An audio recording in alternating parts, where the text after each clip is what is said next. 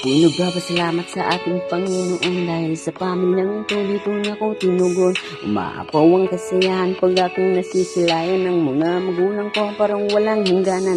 At dumating sa punto na nagkaedad ng 8 at masayang tumatakbo kasama ang kalaro. At habang naglalaro natutuwa si Itay na nagtyaga na magbantay sa akin at naghintay.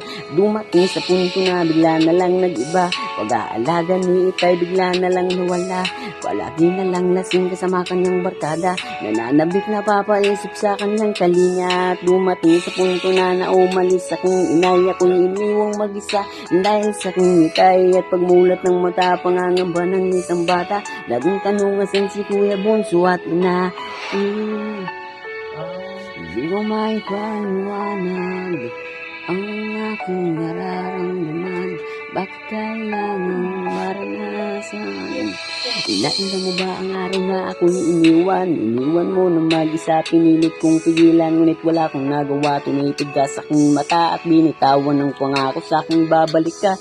Lumipas ang ilang taon, wala pa rin si Inay. Asan na ang pangakong matagal ko nang hinintay?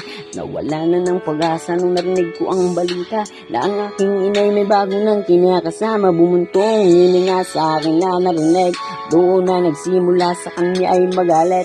Imahe ng kanyang mukha ay di ko na maukit, iba't ibang kasama ang lumalabas sa bibig. At lumala pa ang lahat ng aking makasalo, maling kaibigang sinamahan ko sa kanyang pagdayo. Dala ko ang aking motor at pagdating sa baryo, iba't iba ang nalangap at natutong magbisyo. Yun.